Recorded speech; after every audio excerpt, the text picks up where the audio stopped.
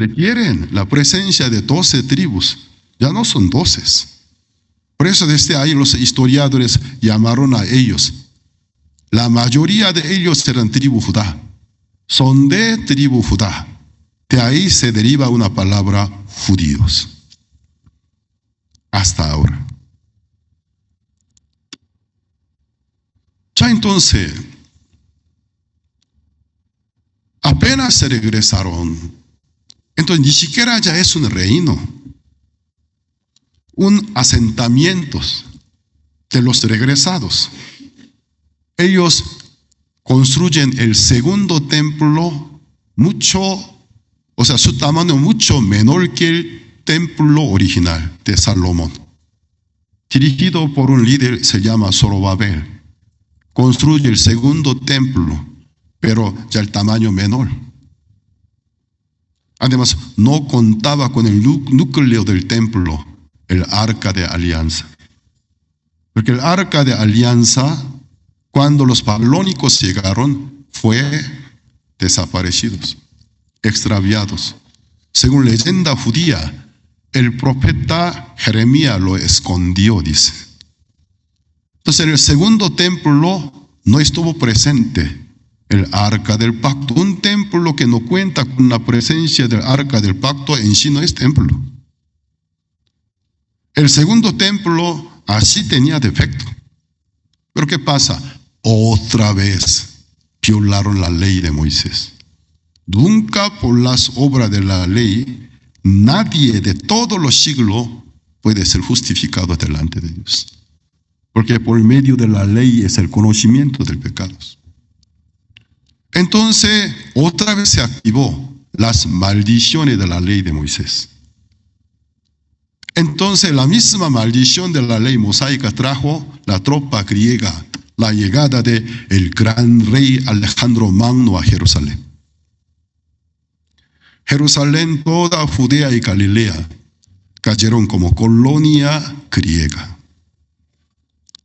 Casi cerca de 200 años. Alejandro fue muy virtuoso, bondadoso, como gran conquistador. Pero siendo muy joven, él muere de una enfermedad misteriosa. Entonces, todo el reino del emperador Alejandro se divide por 2 pedazos por 4 generales del Alejandro. ¿Y qué pasa? Judea y Galilea cae a uno de ellos. En la dinastía de ellos inicia. Pero ellos no eran como gran rey Alejandro Magno, virtuoso, bondados, dictadores, idolatras. ¿Qué pasa? Muchos judíos preferían ser griegos. Dejaron el uso del nombre hebreos. Hasta los sumos sacerdotes usaban nombres griegos. Tiempo de la mezcla. En aquel lapso, la religión israelita comienza a corromperse. Se dividen por 4 agrupaciones: saduceos, fariseos, esenios, celotes. Cada secta, cada agrupación con diferente filosofía, con diferente teología, son enemigos entre ellos. Entonces, durante 400 años del silencio, la religión israelita comenzó a evolucionarse hasta cambió el nombre, judaísmo. Ya es judaísmo. Entonces, el judaísmo no es la misma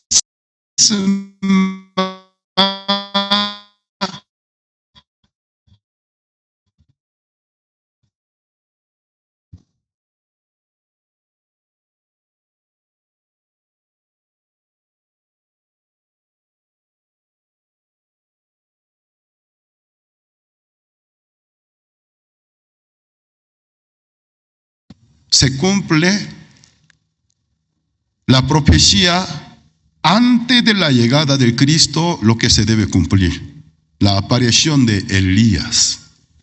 el último profeta del Antiguo Testamento. Por eso el nombre de Juan el Bautista, por más que aparece para nosotros en el libro del Nuevo Testamento, pero su identidad espiritual, él pertenece al Antiguo Testamento.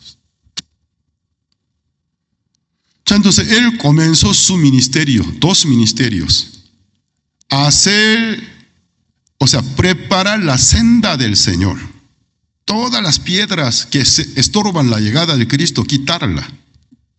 Aquellas piedras eran doctrinas humanas, doctrinas creadas por los maestros, renombres. No son enseñanza de la Biblia, sino exégesis, interpretación de los hombres de renombre. Prepara la senda de Señor y también hará volver el corazón de los padres a los hijos, el corazón de los hijos a los padres. Su segundo ministerio es el arrepentimiento. Entonces Juan el Bautista, siendo un hombre solo, contra el rey Herodes, no tenía miedos. Eres adúltero, dijo. Tu esposa no es tuya, porque era la esposa del hermano de Herodes. Herodes con su fuerza se la quitó. Tú eres un rey adúltero, arrepiéntete, como igual que el profeta Elías, que como atacaba el rey Acab. Como no tenía miedo de 850 falsos profetas. De la misma manera, Juan el Bautista no tenía miedo de 4 agrupaciones del judaísmo, numerosas, pero no las tenía miedos. Desde el desierto decías, para él, ellos eran equivalentes de 850 falsos profetas del tiempo de Elías. Líderes religiosos, pero no tienen nada que ver con Dios. Entonces él empezó a limpiar las piedras, atacando a ellos. Arrepentíos, hijos de las víboras. Fuerte. Arrepentíos. ¿De qué se debe arrepentir? De la mentira, de la hipocresía. ¿Por qué tantas veces la nación Israel fue castigado? ¿Por qué el reino norte de Israel cayó? Todos los moradores fueron transportados a Siria. Hasta el tiempo de Juan el Bautista, ni se sabía que dónde se encuentra, no se regresaron. Luego el reino de Judá cae por los babilónicos, 70 años del cautiverio. Y Dios los perdona. Al regresar a Judea, no duraron mucho tiempo. Otra vez violaron la ley de Moisés, la invasión griega. La misma historia cuenta la historia verdadera. Nunca los israelitas pudieron cumplir la ley de Moisés. Pero cuando Juan el Bautista apareció, él encontró muchos extraños, raros, que se creían que pueden cumplir la ley de Moisés. Todo el mundo estaba loco. Todo el mundo estaba de cabeza.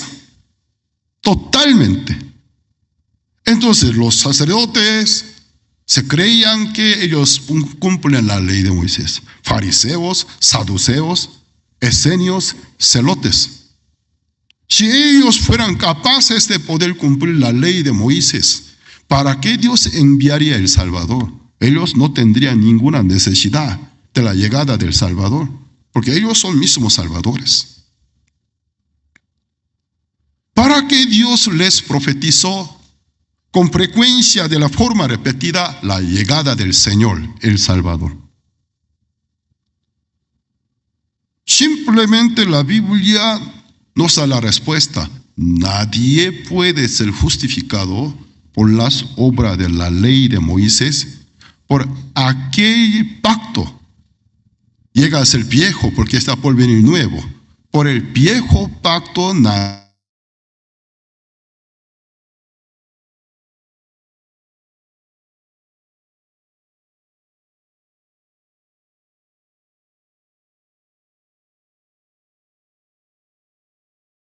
conocimiento importantísimo de la ofrenda de redención para que cuando venga el Señor como el Cordero expiatorio, aunque Él solo muere, cómo efectúa su sangre, su muerte, que puede quitar el pecado del mundo entero. Eso era el propósito del viejo pacto, el conocimiento del pecado, el conocimiento de la redención del Salvador, de la salvación por el nuevo pacto.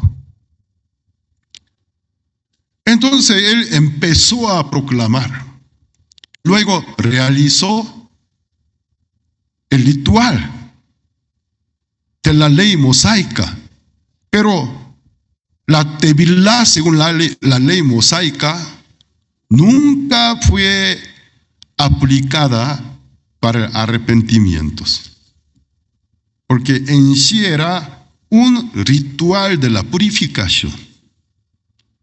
Pero ante la llegada del verdadero Señor, ningún agua, sea de dulce, salada, no puede purificar el pecado del mundo. Solo el Cristo puede limpiarlo.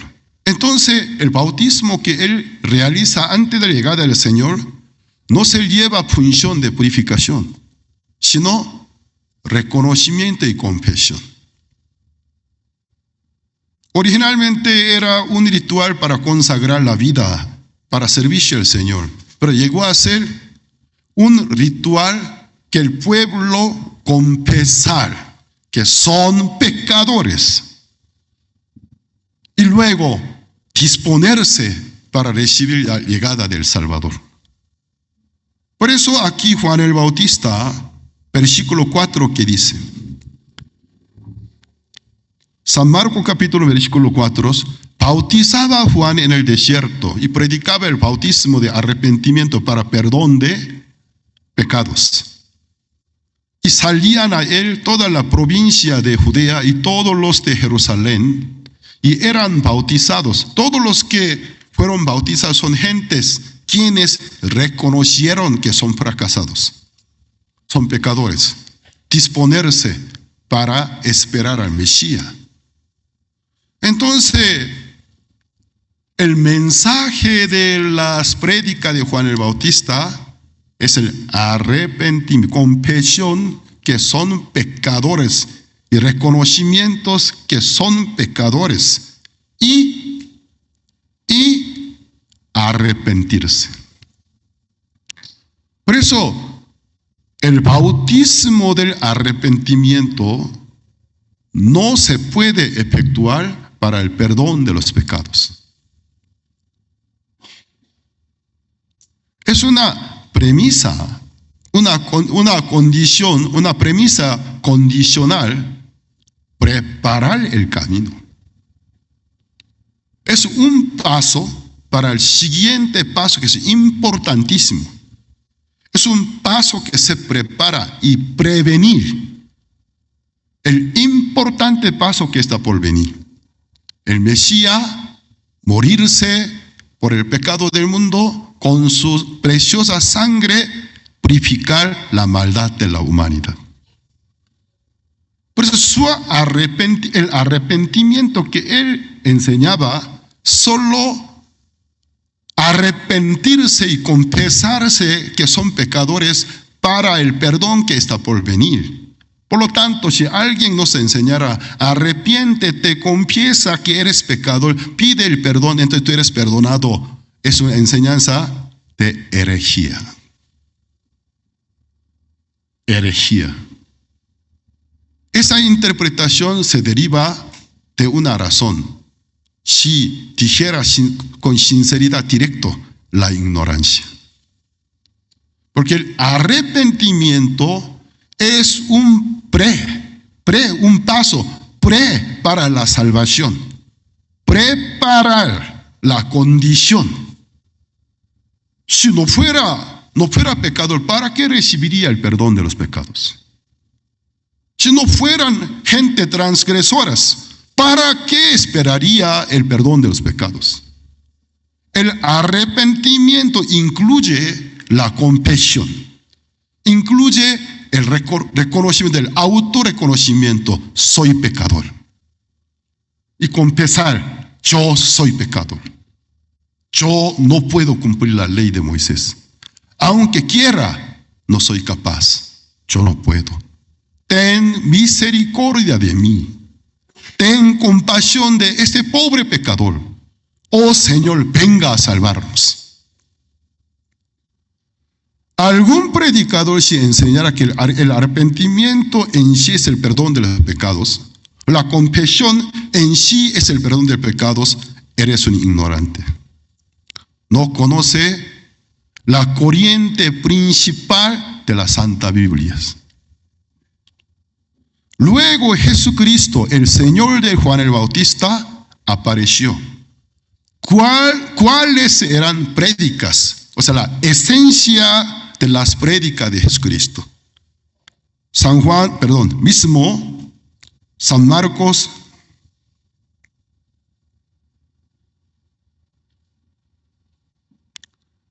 capítulo 1,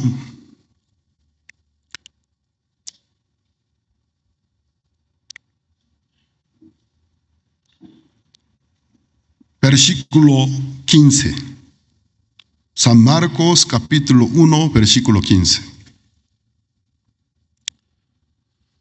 Acabamos de estudiar la esencia de las prédicas de Juan el Bautista, quien prepara la senda del Señor. Ahora vamos a ver cuál es la esencia de las enseñanzas del Cristo. Diciendo, el tiempo se ha cumplido, el reino de Dios se ha acercado. Fíjense, arrepentíos y creed en el Evangelio. Aquí se completó el siguiente paso importantísimo. Juan el Bautista nunca pudo mencionar el segundo paso. Solo el primer paso. Arrepentíos y confesaos vuestros pecados para el perdón de los pecados. Entonces nos da a entender que el acto de arrepentirse y confesar en sí no es el perdón de los pecados, sino es un prepaso, es un tipo de prevención, prevenir, preparar. El siguiente paso que es importante que está por venir. Pero Jesucristo es el autor del nuevo pacto. Eres el autor del perdón, quien da el perdón de los pecados. Entonces Él agrega la parte que Juan el Bautista no tenía en su autoridad, en su poder. Arrepentíos, así no termina. Arrepentíos y creed en el Evangelio.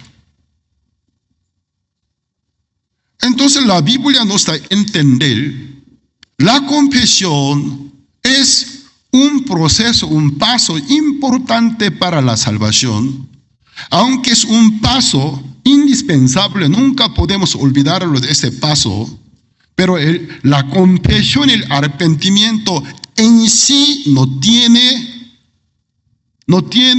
valor alguno para quitar el pecado, sino nos conecta al siguiente paso, que realmente eficiente y efectivo para efectuar quitando nuestros pecados.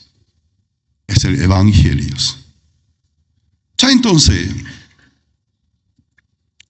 estos pasos fundamentales evangelísticos, pecar. Primer paso 1, pecar. Y paso 2, reconocer y confesar que eres el pecador, transgresor. Y paso 3, arrepentirse. Yo ya no quisiera estar más en ese camino hacia la perdición. Me arrepiento. Paso 4, oír el santo evangelio. Creer en él. Paso 5, creyendo en él, recibir el perdón de los pecados por el nombre del Señor Cristo. Paso 6, recibir el don del Espíritu Santo, convertirse en hijo de Dios. Estos fundamentales pasos, ¿de dónde se derivaron? de la ley mosaica, porque la ley mosaica está compuesta por 3 contenidos. La ley contiene 3 y 3, o sea, contenidos principales. En el primer lugar, mandamientos. En el segundo lugar, prohibiciones. El tercer lugar, ordenanzas de ofrendas expiatorias. Son 3 contenidos de la ley mosaica. Son 613 mandamientos. Se puede categorizar por 3 categorías y clasificar por 3. Entonces, los mandamientos, deberes que se mandan, y luego las prohibiciones. No debe hacer estos, no vaya a hacer estos, no vaya a hacer, primero haz esto, haz estos, haz estos, haz estos. En el segundo lugar, no vaya a hacer estos, no vaya a hacer, no vaya a hacer estos. En el tercer lugar, él sabía, a pesar de tantos mandamientos y prohibiciones, ellos pecarían. Cuando pecan, entonces ofrecer ofrendas expiatorias en el tabernáculo. La ley mosaica compuesta por 3 contenidos. Entonces, la parte del mandamiento y prohibiciones nos instruye el conocimiento del pecado. Porque me doy cuenta, todos los mandamientos que a mí me obliga a hacerlo, muchos, la mayoría yo no pude hacerlo. Y también, entre tantas prohibiciones que yo no debería hacer, siempre estoy haciéndolas. Me da el conocimiento del pecador, yo soy pecador. Entonces el tercer contenido, las ordenanzas de las ofrendas expiatorias, me trae un conocimiento. Sé que este acto, esta ofrenda, tiene sombra. Es simplemente un modelo, sombra, figura de los bienes venideros. Figura, sombra de los que están por venir, bienes venideros. Por lo tanto, en sí no me puede purificar una vez para siempre, imposible. Cada vez que yo me falle, cada vez que me dé cuenta que yo soy transgresor, con diferente ofrenda, con diferente sangre, entonces la eficacia del perdón es instantánea. Cada vez que peque, se borra aquel pecado. Si se repite, otra vez trae otra ofrenda. Entonces, perdón diario, perdón semanal, perdón anual. Pero no hubo una ofrenda especial que una sola vez se debe ofrecer, pero efectúa por siempre, por toda la humanidad. En la ley mosaica no existe. Porque tal clase de ofrenda expiatoria traería el Señor. Amén. El Salvador. Ya entonces, los fundamentales pasos del Evangelio: el pecar, el reconocer, el confesar que soy pecador, oír el Santo Evangelio y creer, ser perdonados y recibir el don del Espíritu Santo. Estos pasos fueron extraídos de la ordenanza de las ofrendas expiatorias. En el libro de Levítico capítulo 4, uno de 5 libros de Moisés, uno de Pentateuco, Levítico capítulo 4, un capítulo importantísimo, porque allí nos instruye 4 distintos casos de ofrendas expiatorias. El primero, cuando el sacerdote ungido pecare, ¿qué debe hacer para ser perdonado? El segundo, cuando toda congregación cometiere, ya un país entero cometiere algún pecado, ¿qué debe ser perdonado? En el tercer lugar, cuando el jefe el rey, quien encabeza, que preside una nación, pecare, ¿qué debe hacer para ser perdonado? El cuarto, uno del pueblo común, pecare, ¿qué debe hacer para ser perdonados? Entonces, estas cuatro ofrendas expiatorias, un poquito de variación tiene, pero fundamentalmente tienen puntos comunes. Pero por falta de tiempo no podemos leer todo el capítulo. Vamos a ver solo el cuarto caso, cuando uno del pueblo común pecare, ¿qué debe hacer para ser perdonados? Levítico capítulo 4, versículo 27 al 31.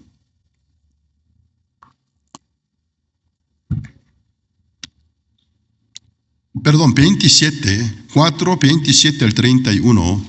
Fíjense, si se presten sus mayores atenciones, aquí podemos ver, aparecen distintos pasos para llegar a la expiación. Si alguna persona del pueblo es una persona común, pecare por error, haciendo algo contra alguno de los mandamientos de Jehová. No se dio cuenta, pero violó algunos mandamientos. En cosas que no se han de hacer y delinquiere, el paso 1, pecar. Si no pecara, ¿para qué daría esta ofrenda? El segundo paso, luego que conociere su pecado que cometió, traerá por su ofrenda una cabra. Luego que conociere su pecado, traerá una ofrenda expiatoria para el perdón de su pecado. Esto incluye el segundo paso, reconocer su pecado, confesar que eres el pecador. Por eso trae una ofrenda a la puerta del tabernáculo. Pero tiene que ser una ofrenda sin defecto, porque la ofrenda defectuosa no se puede redimir el pecado ajeno, porque en sí es defectuoso. Limpio. Siguiente. Paso 3, el tercer paso. La transferencia del pecado. Porque la ofrenda nunca pecó. El animal expiatorio nunca pecó. Es un animal limpio. Entonces el hombre transgresor, por medio de un acto mandado por el Espíritu Santo, tiene que transferir su pecado al cuerpo de la ofrenda. Era la imposición de manos. Pondrá su mano sobre la cabeza de la ofrenda de la expiación. Ya el pecado ahora, ¿dónde está? En la cabeza de la ofrenda. Entonces el cuarto paso, paso 4. La paga del pecado no es lágrima. La paga del pecado no es lágrima, no es el arrepentimiento, reflexión. La paga del pecado es la muerte. Y la degollará en el lugar del holocausto. Aún sigue siendo del mismo paso. Luego con su dedo el sacerdote tomará de la sangre, porque la vida de la carne está en la sangre. Ninguna carne después de haberse perdida toda la sangre puede estar con vida. Entonces la sangre derramada, la sangre extraída, significa la vida perdida.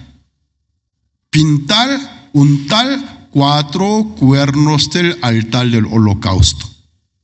O sea, comprobar, presentar delante de Dios, la paga del pecado está liquidada, pagada. Siguiente. Y luego, el restante de la sangre no puede reusar para siguiente culpa. No se puede. Entonces, cuya validez, vigencia, solo por un pecado, ya perdió vigencia, ya perdió eficacia. Entonces no sirve derramar el resto de la sangre al pie del altar. Siguiente. Luego todo su cuerpo de la ofrenda tiene que quemar, entregar por ofrenda encendida. Quitará toda su grosura de la manera que fue quitada la grosura del sacrificio del paz. Y el sacerdote le hará arder sobre el altar en olor grato a Jehová. Es el último paso. Así hará el sacerdote expiación por él. ¿Cuál es el resultado? Y será perdonado. Entonces el libro del Levítico capítulo 4, en 4 distintas ofrendas expiatorias, depende de la categoría de quien la ofrece. Cuando el sacerdote pecare, en algún sentido considerados aristócratas, entre categoría noble.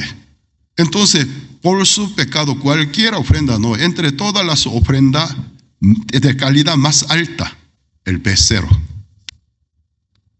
Luego, toda congregación cuando pecare, por ser muchos, también la ofrenda de la máxima calidad con el becerro.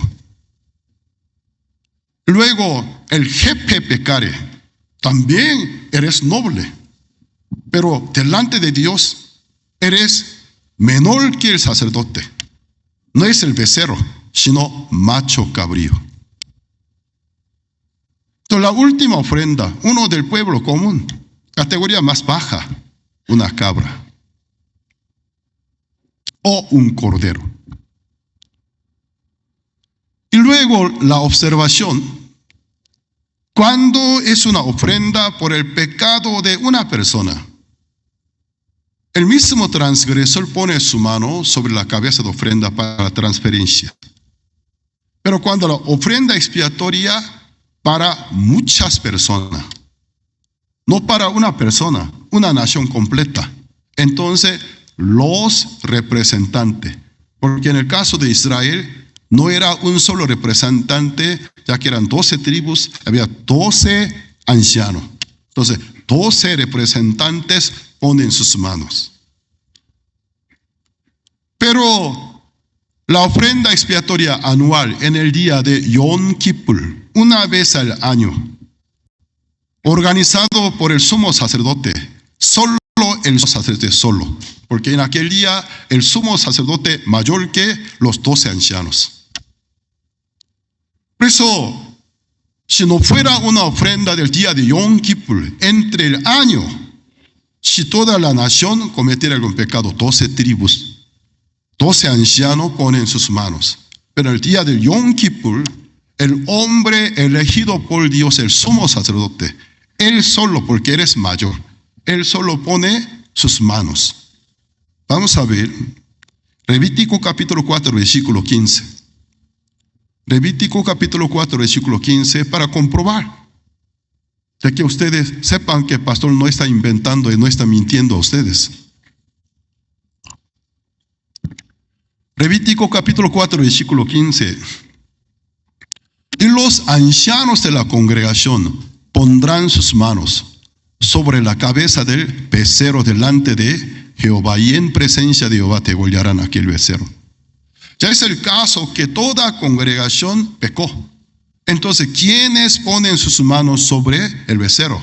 Los 12 ancianos. Levítico capítulo 16, versículo 21 al 22. Levítico capítulo 16, versículo 21 al 22. Es la ofrenda expiatoria, la gran expiación del día de Yom Kippur una vez al año. Pero preside el sumo sacerdote, eres el jefe del pueblo. Pondrá, el primer sumo sacerdote fue Aarón, el hermano mayor de Moisés. O sea, Aarón significa el sumo sacerdote. Y pondrá Aarón sus 2 manos sobre la cabeza del macho cabrío vivo y confesará sobre él. Ya, ¿cuál es pecado él confiesa? ¿Qué dice? Él confesará todas las iniquidades que él haya cometido? Ya que él preside toda la nación, todas las iniquidades de los hijos de Israel, la vigencia durante un año.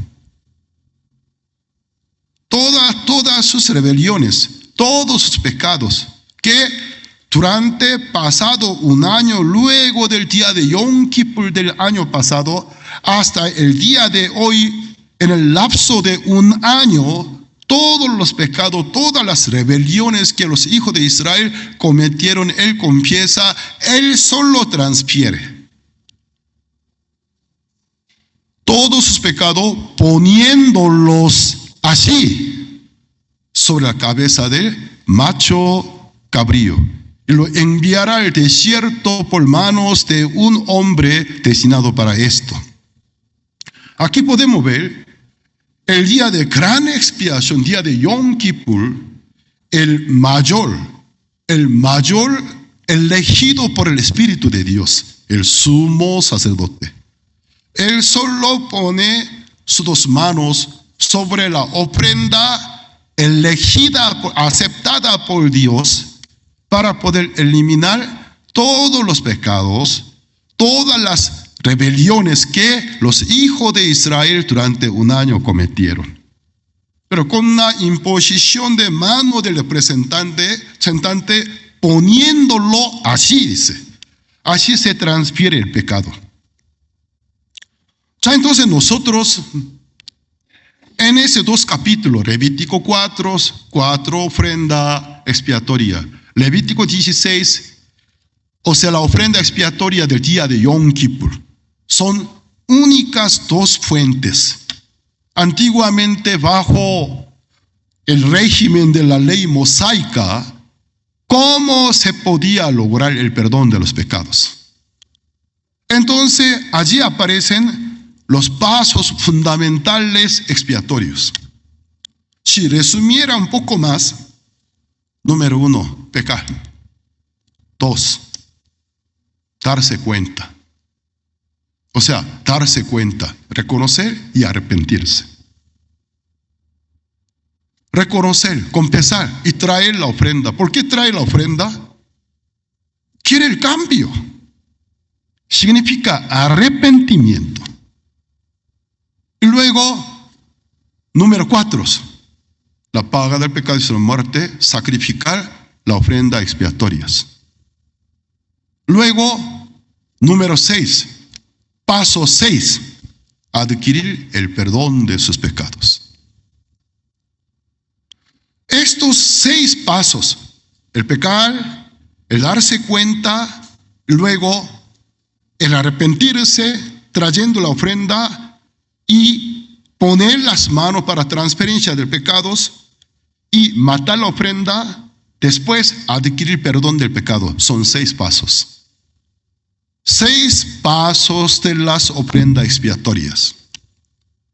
Aunque cada paso es indispensable, pero un momento vamos a enfocarnos qué es lo que quita el pecado. Levítico capítulo 17, versículo 11. Levítico capítulo 17, versículo 11. Porque la vida de la carne en la sangre está. El libro de Levítico se escribió aproximadamente hace 3.500 años. En los Estados Unidos hubo un presidente legendario, más amado, estimado por el pueblo, Abraham Lincoln. George Washington. George Washington, en la década 70, los médicos estadounidenses se reunieron en tribunal para hacer un simulacro de juicio simbólico, para acusar a los médicos del tiempo de George Washington. Washington no murió de la enfermedad, él fue asesinado, pero por la ignorancia. George Washington un día, él tenía su rutina. A la hora de atardecer, montar al caballo, dar una vuelta a su hacienda. En aquel día hacía un poco de frío. Él, conforme a su rutina, se montó a su caballo y paseó. Cuando se regresó con fiebre. Tenía fiebre, la garganta inflamada, tenía dolor de cabeza. Toda la noche él gemía por dolor, por síntomas. Y también estaba bien inflamado su garganta. Los médicos trataron de ayudar, pero todas las medidas que ellos se aplicaron no tuvo ningún efecto. En aquel tiempo, extraer la sangre estaba siendo de una moda como una medida más efectiva. Porque en realidad, a veces cuando alguno se siente mal, saca un poco de sangre, extrae sangre, le ayuda para la circulación. Yo también tengo una maquinita que mi esposa tiene. Cada vez que a veces yo no me siento muy bien, ay, me duele mi cabeza, mi esposa rápido se va a traer el aparato, se parece a un bolígrafo, pero adentro coloca aguja sobre mi cabeza como una máquina de coser, a veces 100 veces, piqueteo. Ay, me duele. Todo su odio, rencor hacia mi persona, ahí se descarga. Pero ¿qué pasa? Luego me alivia. Porque la sangre comienza a girar. ¿Y qué pasa? Los médicos finalmente aplicaron la medida más moderna. En aquel tiempo era una ciencia de medicina moderna, extraer la sangre. Entonces el primer médico extrajo bastante sangre, no resultó. Entonces él se rindió, yo ya no sé qué hacer más. Tú entonces ve. Entonces el gabinete Washington trajo el segundo, tercero, cuarto. En aquella noche total, ¿cuántos litros de sangre de Washington extrajo? ¿Sabe? Más de 1,5 litros. Washington no se murió por la infección. Él fue asesinado por la ignorancia. Pero él era cristiano. En su cabecera de cama siempre él conservaba una Biblia, la cual, Levítico 17, versículo 11, Dios hacía 3,000 para él 300 años atrás. El Creador dijo, la vida de la sangre está en la carne. Si cierta cantidad de la sangre extrae, la vida se va. Pero los médicos de aquella época, quienes se creían más actualizados, ya que no conocieron la Santa Biblia, sin querer, por error, asesinaron a un personaje importante. Por eso en la década 70 hubo un juicio simbólico. Los testigos eran médicos. Condenaron a los médicos de la época de George Washington. La vida de la sangre, la vida de la carne está en la sangre. Yo os la he dado, o sea, ¿qué es la? La sangre. La he dado. ¿Para qué? Para hacer expiación, quitar el pecado sobre él.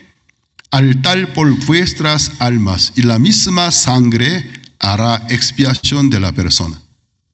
Una de fundamental, primordial ley, paso para la expiación. La sangre de una vida limpia, te redime. Por eso nuestra sangre no vale, porque nuestra vida no está limpia. Nosotros somos, cochinos, pecadores.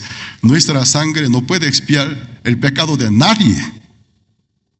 Tiene que ser la sangre de una vida en sí delante de Dios, comprobada, aprobada, santa y justa.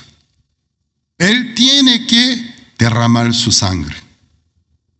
Entonces su sangre efectúa para expiar nuestra culpa, nuestro pecado, pero todo y todas. Amén. Romanos capítulo 6, versículo 23. Muy interesante, ¿no? Solo a mí me interesa. ¿Usted no se interesa? Interesante. Mi pasión está en la palabra de Dios. Cuando yo medito en ella, la comparto, es el momento más feliz de mi vida.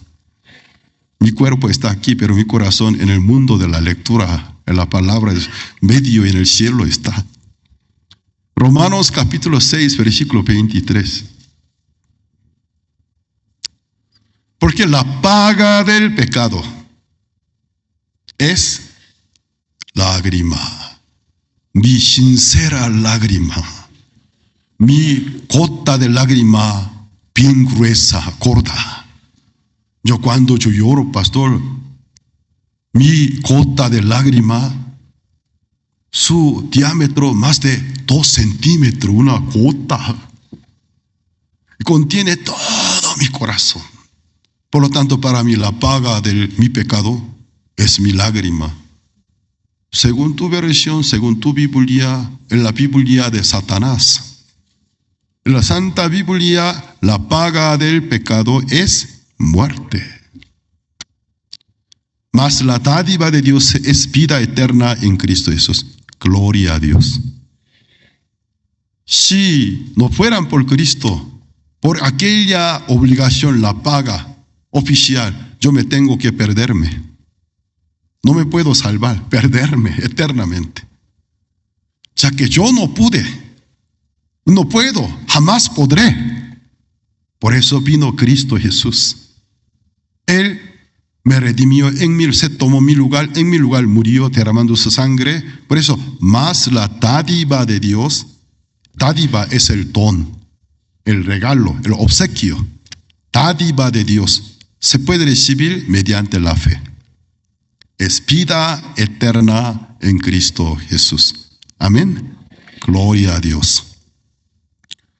Ya entonces aquí nosotros, de aquí nosotros encontramos paradigma de los pasos de la expiación.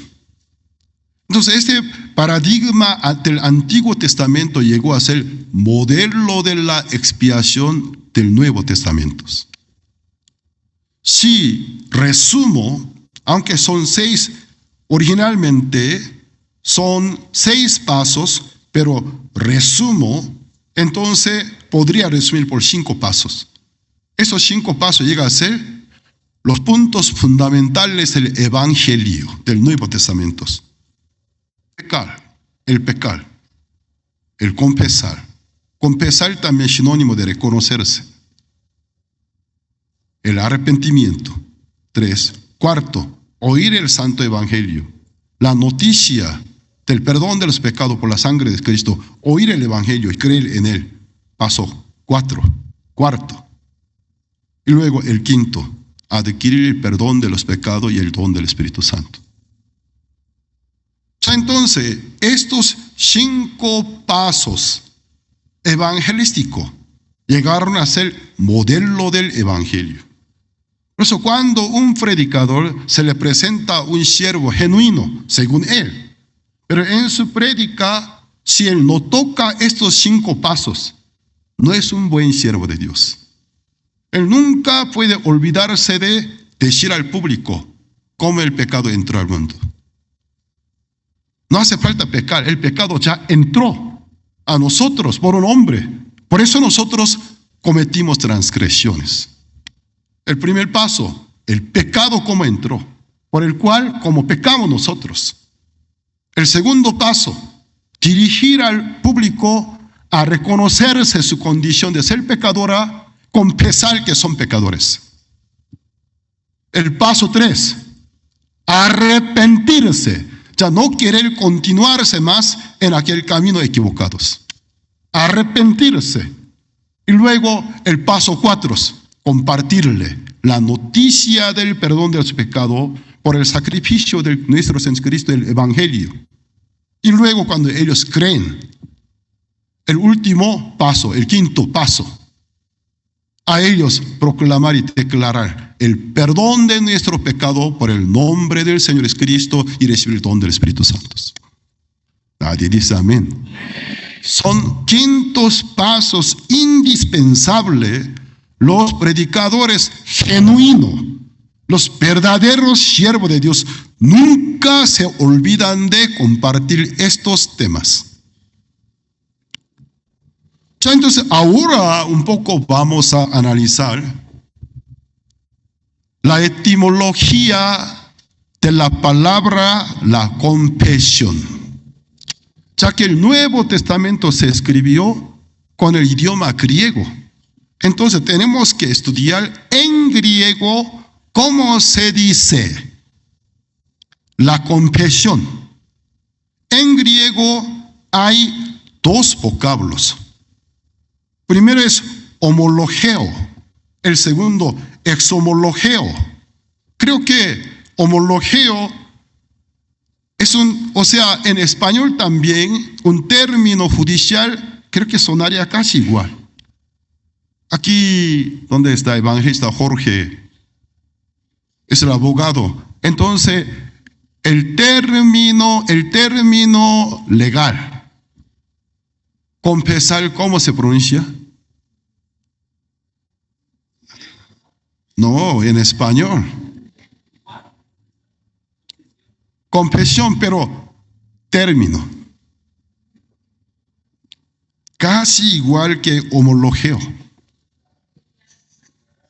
Sí, entonces, bueno, luego vamos a discutirlo.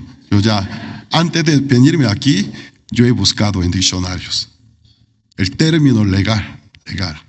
Homologeo, cuyos significados: confesar, reconocer, hablar con sinceridad.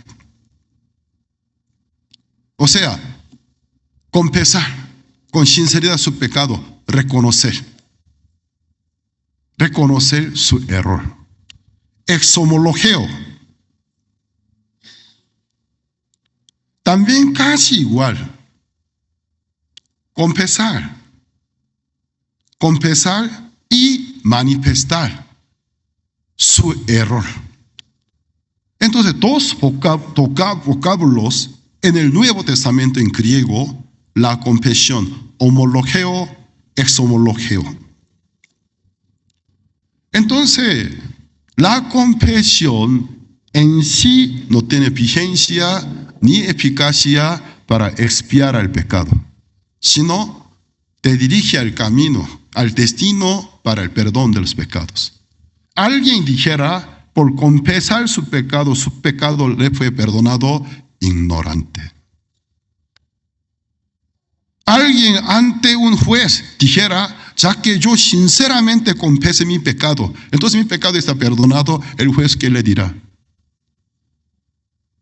Mal de cabeza. Entonces, te felicito porque ahora veo la sinceridad, por eso confesaste. Pero tenemos leyes penales establecidas por nuestro gobierno desde la antigüedad. Te felicito, pero por fin te pones sinceros. Pero por tu pena, por tu crimen y delito, según tal artículo de nuestras leyes penales, te merece este castigo.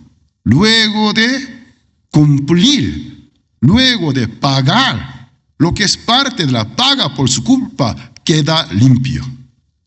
Pero por confesar su pecado, nunca el pecado se perdona legalmente. Luego, la etimología del arrepentimiento. El arrepentimiento en hebreo, teshuva. Entonces, teshuva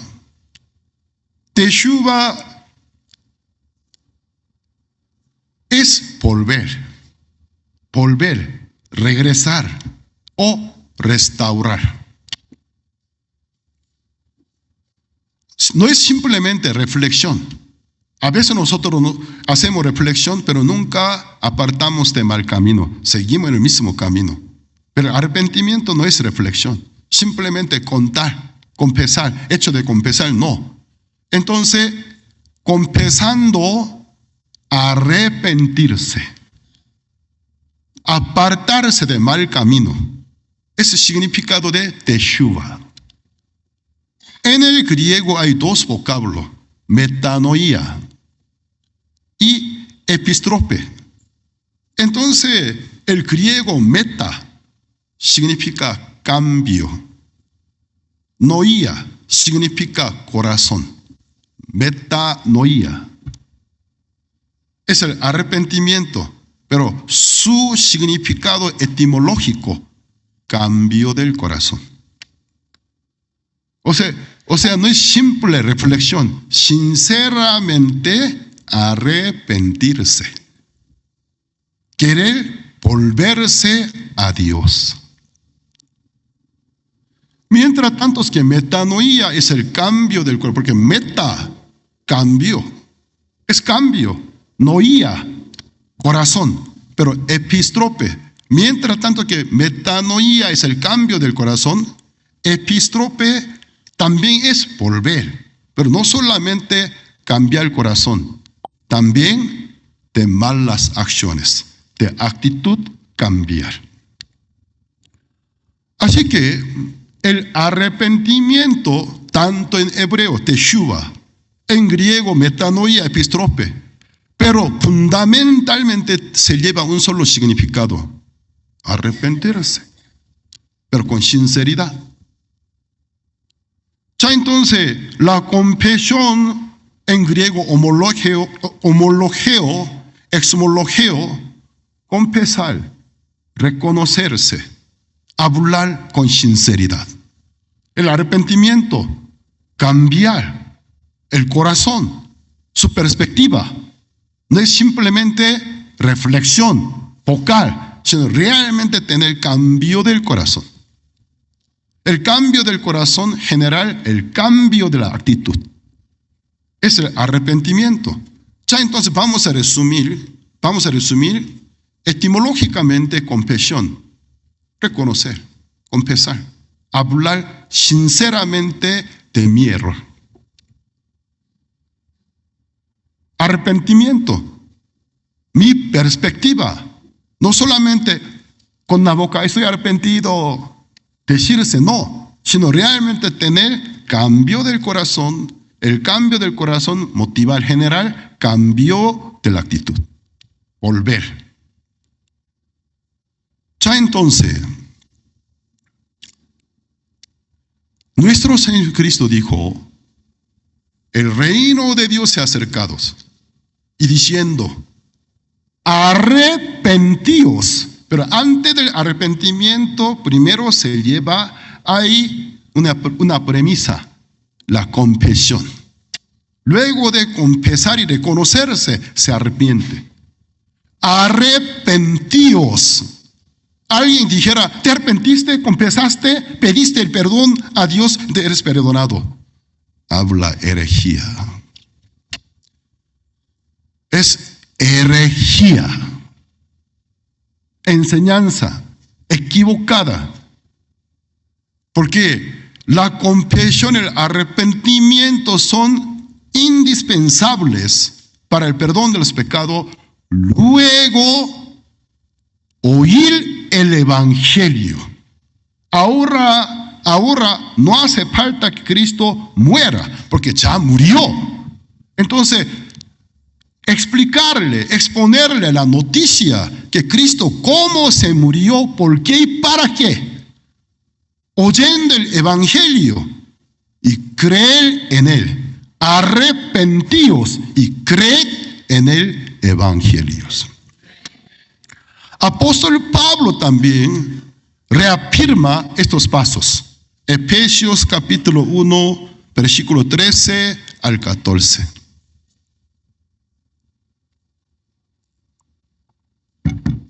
Efesios capítulo 1, versículo 13 al 14. En él también vosotros, hermano Efesios, en él es Cristo. En Cristo Jesús también vosotros, los efesios, habiendo oído la palabra de verdad. ¿Cuál es la palabra de verdad? Siguiente, el evangelio de vuestra salvación. Es la palabra de verdad. Una palabra de verdad nunca te presenta el evangelio para la salvación de mi alma, no es palabra de verdad. Que palabra de verdad me trae el evangelio de nuestra salvación, vuestra salvación.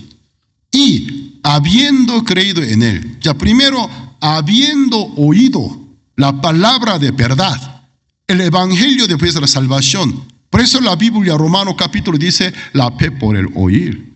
Primero tiene que oír la noticia del perdón de los pecados. Y luego, la fe por el oír con fe. ¿Pero con fe en qué?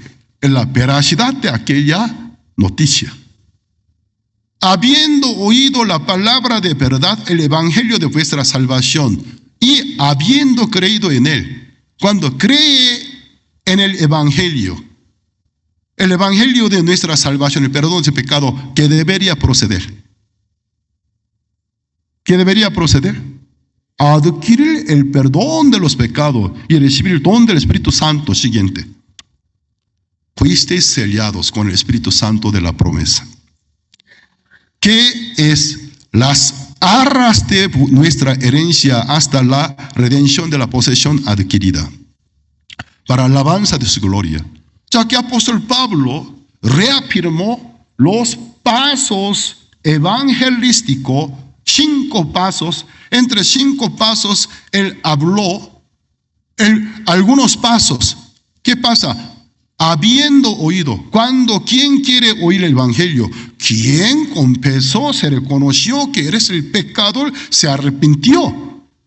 2 pasos anticipados aquí él no mencionó, porque son hermanos que son salvos. Directamente enfoca el tercer paso, el oír el evangelio. O sea, el tercer paso, el primer paso, pecar. El segundo paso, confesar y reconocer. El tercer paso, arrepentimiento. El cuarto paso es oír. Desde el cuarto paso está diciendo, habiendo oído la palabra de verdad, el evangelio de vuestra salvación. El quinto paso, habiendo creído en él, fuisteis sellado por el Espíritu Santo de la promesa, según la famosa prédica en el primer Pentecostés del apóstol Pedro, otro día, arrepentíos y creed para el perdón de vuestros pecados y recibiréis el don del Espíritu Santo de la promesa. ¿Cuándo se viene el Espíritu Santo? Luego de haber obtenido el perdón de los pecados, creyendo en el nombre de nuestro Señor Jesucristo. Amén. Está bien claro, ¿no? Ya entonces, así apóstol Pablo compartía el evangelio. Apóstol, en la parte recta final del siglo I, luego que la mayoría de apóstoles que Jesucristo había establecido fueron martirizados. ¿Qué sucedió? Se surgió una secta adentro de la iglesia primitiva.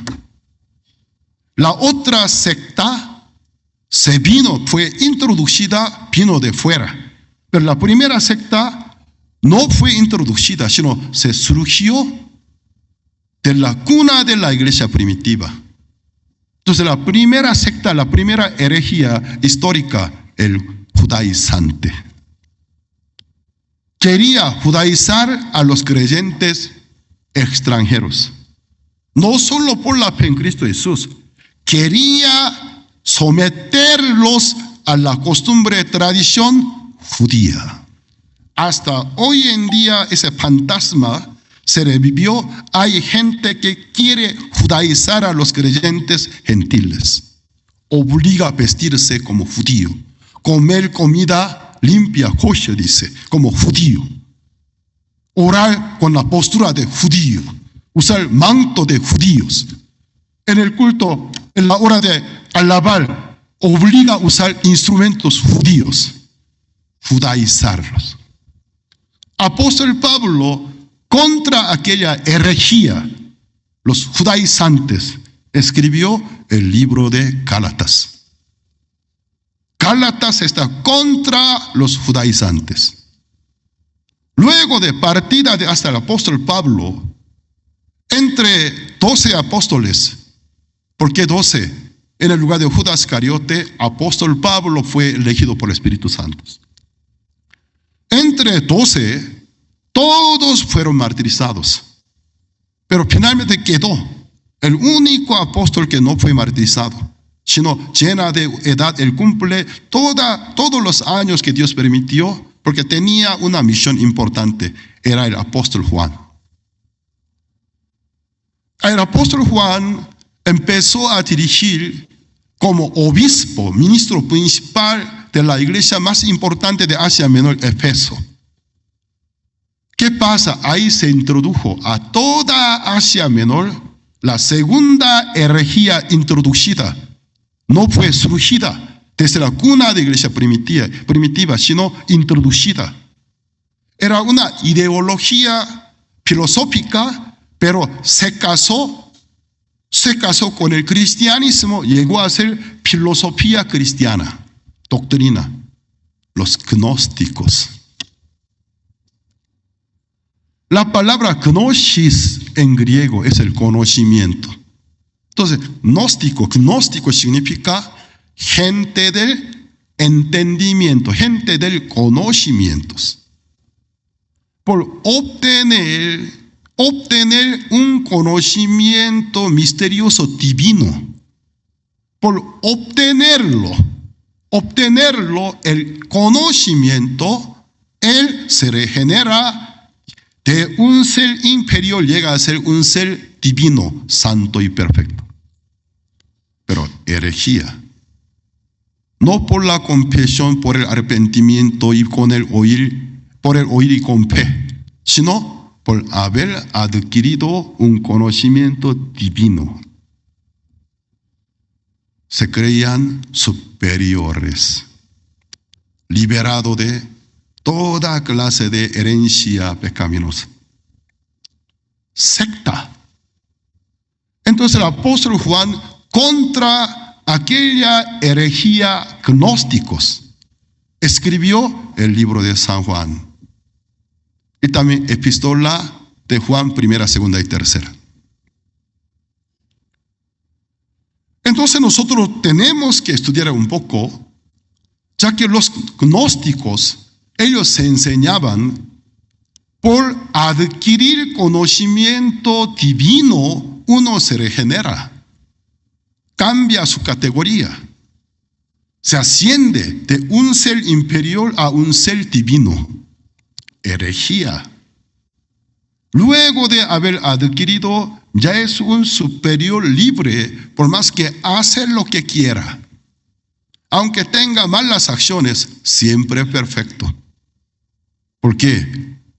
Los rudimentos despojados ya están en otro nivel. Contra ellos, apóstol Juan escribió el libro de San Juan, 3 libros de epístola de Juan. La epístola de Juan, capítulo 8, versículo 8 al 10. Aquí podemos ver la esencia de epístola de Juan, especialmente primera, porque aquí podemos ver la intención, la molestia del apóstol Juan contra los gnósticos. Ellos dicen por haber adquirido el conocimiento a través de meditación, a través de meditación, algún ejercicio corporal, religioso, ayuno, abstenerse de algún alimento, no casarse. Finalmente llega a un punto que puede tener una profunda meditación. En aquella meditación, con ayuda divina, adquiere el conocimiento divino, llega a ser un ser superior. Nunca ellos respetaron los pasos fundamentales del Evangelio. Confesar que son pecadores e hijos de Adán y Eva. Arrepentirse. Oír el Evangelio. Con sinceridad creer en él. Recibir el perdón de los pecados por la fe en el nombre de Jesucristo y recibir el don del Espíritu Santo. Primera de Juan capítulo 8 a 10. Si decimos que no tenemos pecado, porque los gnósticos decían así, no tenemos pecados. Nosotros no tenemos pecado, ya no pecamos más. ¿Por qué? Han adquirido el conocimiento divino. Ya no peca. Por haber adquirido un conocimiento divino, por más que tiene práctica pecaminosa, nada es pecado. Nada es pecado. ¿Por qué? Ha adquirido todos los misterios divinos. Pero si decimos que no tenemos pecado, nos engañamos a nosotros mismos. ¿Por qué? Uno del principio de valores cristianos, somos pecadores. Porque el pecado por un hombre ingresó al mundo. Por el pecado todos pecamos. Pero alguien si dijera, si no tenemos, decimos que no tenemos pecado, ni peco, tú mismo a ti te engaña. Nos engañamos a nosotros mismos, porque esto va contra los principios de valores cristianos. Siguiente. La verdad no está en nosotros. Tú no estás diciendo la verdad. Te están mintiendo, eres hipócrita. Porque nadie está exento de cometer errores, porque somos hijos de Adán. Siguiente.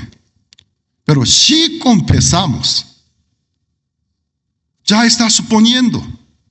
Sí, pero tú te humillas. Si realmente tú confesamos nuestros pecados, decimos, realmente somos pecadores. Yo soy pecador, yo peco, yo no me puedo salvar a mí mismo. Si confesamos nuestro pecado, luego de confesión y arrepentimiento, según los pasos fundamentales del evangelístico, que viene el oír el evangelio y con fe en él, ¿qué sucede? Todas nuestras iniquidades, todo nuestro pecado, ser perdonados. Si confesamos nuestro pecado, eres fiel. Aquí Juan no detalla, brinca de salto, paso al paso, pero aquí está incluido luego de confesar, arrepentirse, oír el evangelio, creer en él. Entonces, ¿qué sucede? Eres fiel y justo para perdonar nuestros pecados y limpiarnos de ¿cuánta maldad? Toda maldad. Si decimos que no hemos pecado, porque los gnósticos decían, no pecamos y tampoco hemos pecado. Si decimos que no hemos pecado, le hacemos a él mentiroso. Su palabra no está en nosotros. Luego de pasar estos pasos, ¿a qué finalidad alcanza? Él habla, capítulo 2, versículo 12. Capítulo 2, versículo 12. Os escribo a vosotros, hijitos, con mucho cariño. En capítulo 1 sentimos un poco del ambiente hostil, alteración, porque estaba contra los falsos maestros. Si decimos que no pecamos, nosotros mismos nos engañamos. Si decimos que no hemos pecado, la verdad no está con nosotros. Pero si confesamos nuestros pecados y luego arrepentimos y creemos en el evangelio, eres fiel, nos limpiará de toda nuestra iniquidad. Luego de pasar todos los pasos y después de haber creído, ¿cuál sería el destino final? El resultado final. Os escribo a vosotros, hijitos, ahora con cariño, porque ellos no son como aquellos mentirosos. Os escribo a vosotros, hijitos, a quienes él acredita realmente santos, realmente hermanos. Pero ¿en qué condición se encuentra? Aún pecadores, vamos a ver.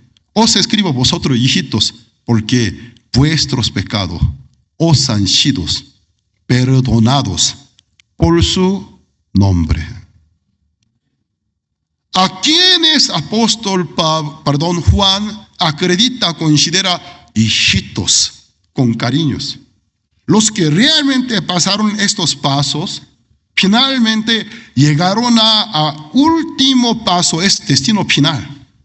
Por nombre de nuestro Señor Jesucristo, todos los pecados nuestros son perdonados.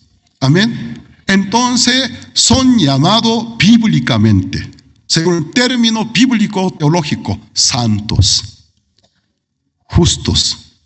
Como está escrito, mas mi justo por la fe vivirá. Los santos que están conmigo saludan a los santos que están contigo. Era una costumbre de saludar. Apóstol Pablo, si estuviera en mi lugar, llamaría a ustedes, realmente son convertidos, sinceramente, llamaría santos. Amén. Les llamaría santos, les llamaría justos, no pecadores. Éramos pecadores, pero por la redención que hay en Cristo Jesús, por la fe en ella, todos los pecados nuestros son perdonados. Según la expresión bíblica, ¿hasta a qué grado fuimos emblanquecidos? Más que la blanca nieve. Alguien, si tuviera un perro, por su nombre pusiera Blanca Nieve. Un día una hermana a su mascota pone por nombre Blanca Nieve, porque tenía pelo blanco. Una mañana nevada se desapareció su perro. Era hembra su perra. ¿Dónde está mi perrita? ¿Dónde está? ¿Dónde está? Ella escuchó que estaba ladrando en el patio. Ella se salió. Nevado todo el mundo. Sobre la nieve, nevado, ella encontró un animalito mugroso, medio amarillo, estaba corriendo. Era su perrita. Antes de nevarse, ella consideraba Blanca Nieve. Pero antes la Blanca Nieve no era Blanca Nieve. Amarilla mugrosa. Entonces, ¿por qué la Biblia dice más que Blanca Nieve? Que quiere empatizar a nosotros cuánto nos limpió la sangre del Señor Cristo. Sin mancha, sin ninguna arruga. Amén. Entonces, nosotros somos llamados santos. ¿Ustedes son santos? ¿Justos? Gloria a Dios. Un nombre, una forma de ser llamado demasiado alto. Gracias, Señor. Me llamo Justo. En Bolivia llegó un muchacho. El predicador le preguntó: ¿tú tienes pecado o no? Sí. ¿Pero tú eres pecador o santo? Yo soy santo. No me mientes. Tú no pecas, pero soy santo. No me mientes. Dime que eres pecador.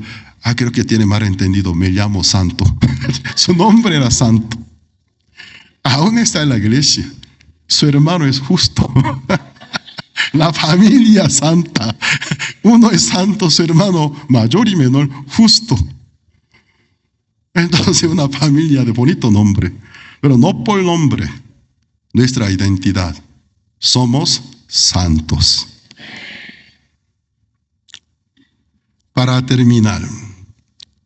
Ya entonces, regresando al papel de Juan el Bautista, tenía doble papeles. El último profeta quien prepara la llegada del Mesías, da el testimonio del Mesías.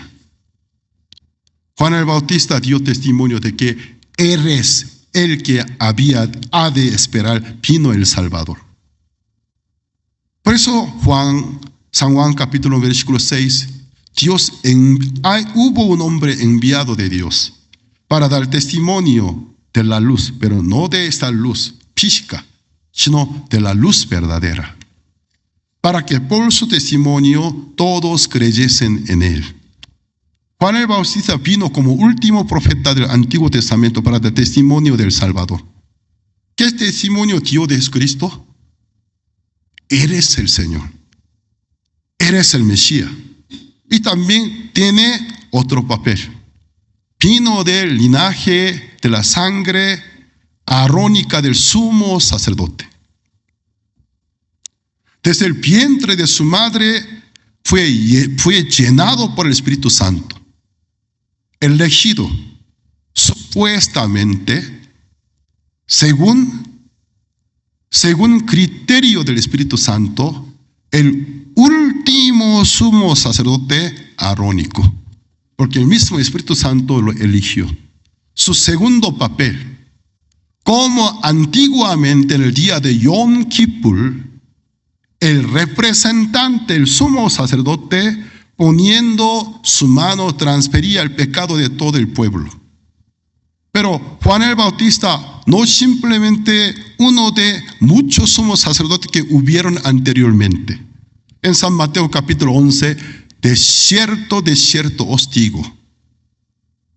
Y los que tienen oído, oíganme. Eres el profeta Elías que ha de venir. Entre los que nacen de mujer, nunca se ha levantado algún otro mayor que Juan el Bautista. Entonces Jesucristo, que dijo, para en el sentido de ofrenda expiatoria, no en el sentido de la fe, sino en el ministerio expiatorio.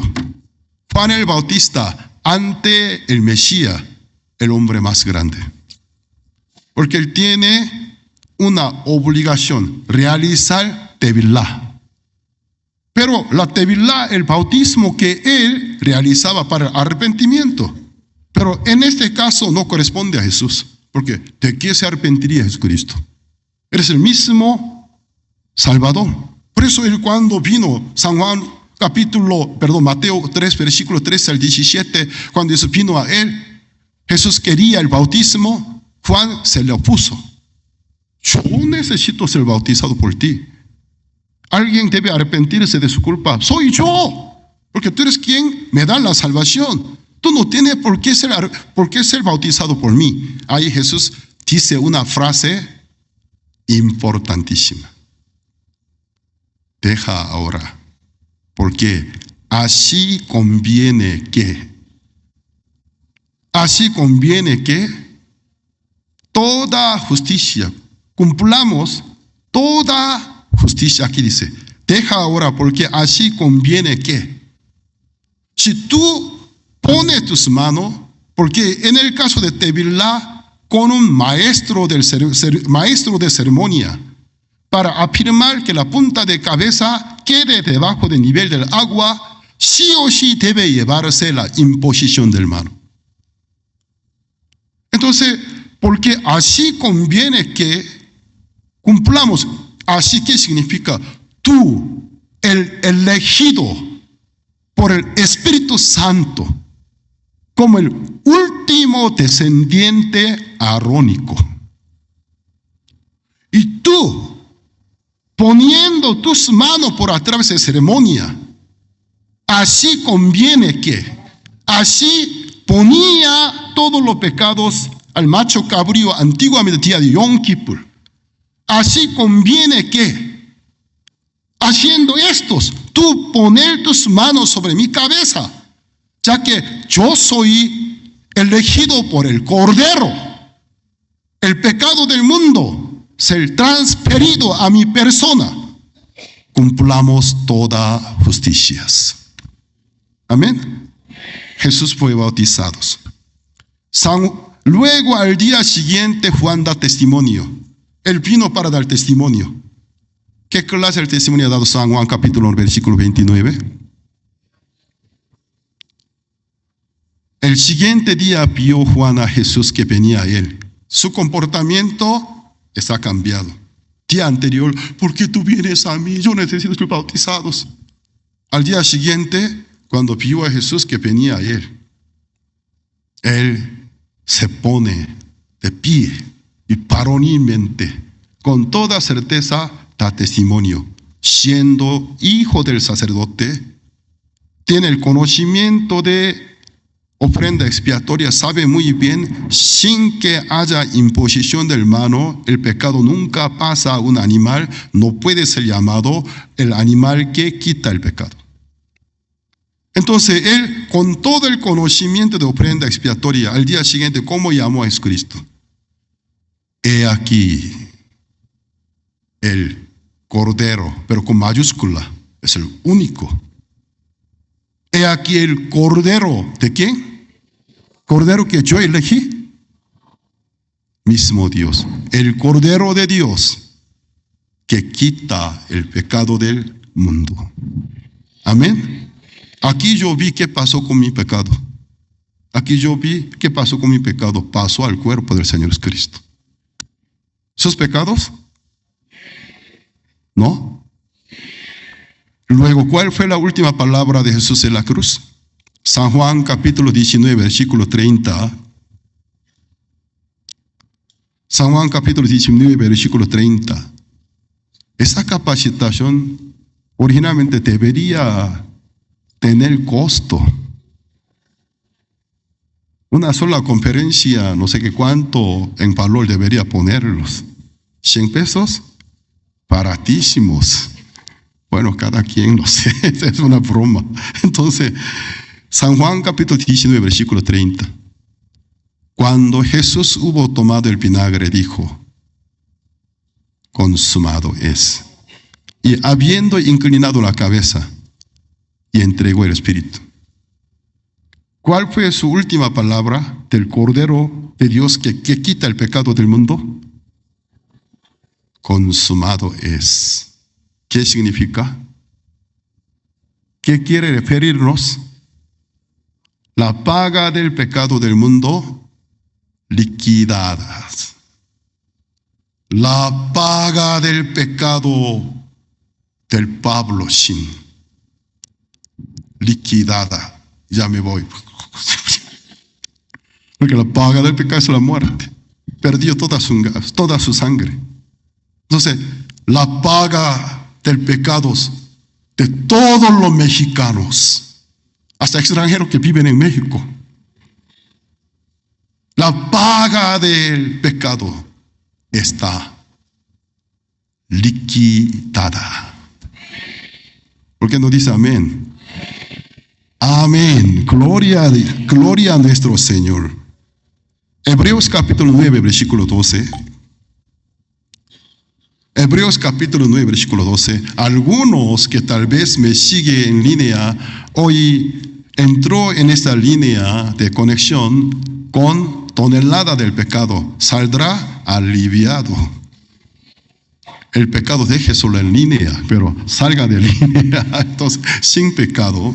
Hebreos capítulo 9, versículo 12. No por sangre de machos cabríos, antiguamente el día de Yom Kippur, ni de becerros, son ofrendas de categoría más alta, pero son inferiores para redención eterna. Eran para redenciones temporales, no por sangre de machos cabríos, ni de becerros, sino por su propia sangre. Entró una vez. Cristo, luego de su resurrección, entró al templo celestial, el modelo original del tabernáculo de Moisés. Moisés lo construyó como réplica del modelo original. Jesús, con su sangre luego de la resurrección, nunca entró al templo de Jerusalén porque era sombra. El verdadero templo estaba en el cielo. Entró una vez para siempre con su propia sangre, entró una vez al lugar santísimo del templo verdadero cielo, habiendo obtenido, lean ustedes, a la cuenta de 3, a la 1 y a la 2 y 3, eterna redención. Amén. ¿Creen que sus pecados son perdonados? Gloria a Dios. Los que creen, levanten sus manos derechas. En la línea también quiero ver, gloria al Señor, con manos levantadas. Bajen sus manos. Todos los que creen, ahora por último Dios establece un pacto. Hebreos capítulo 10, versículo 15 al 18. Hebreos capítulo 10, versículo 15 al 18. Y nos atestigua lo mismo el Espíritu Santo. Ya, ¿quién atestigua?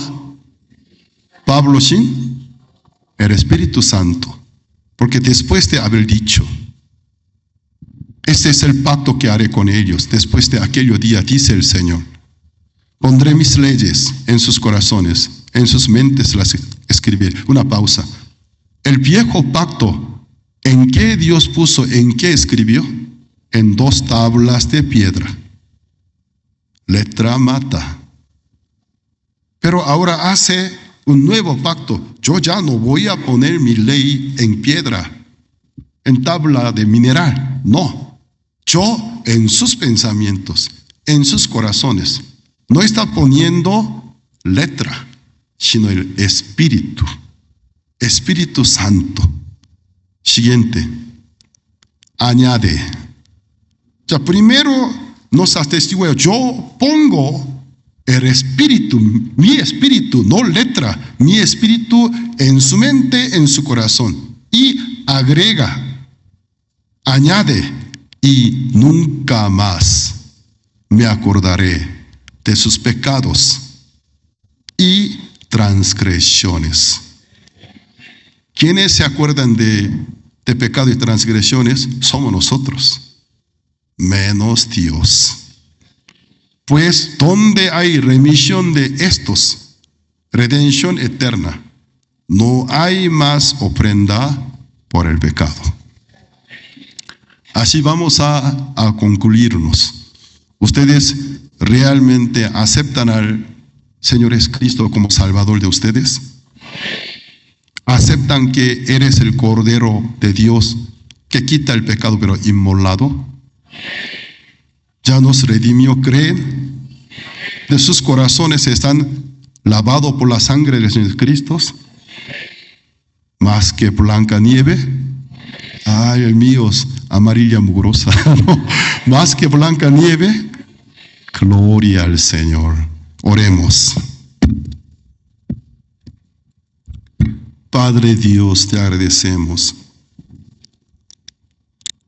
por tu santo evangelio, la palabra de verdad, el evangelio de vuestra salvación.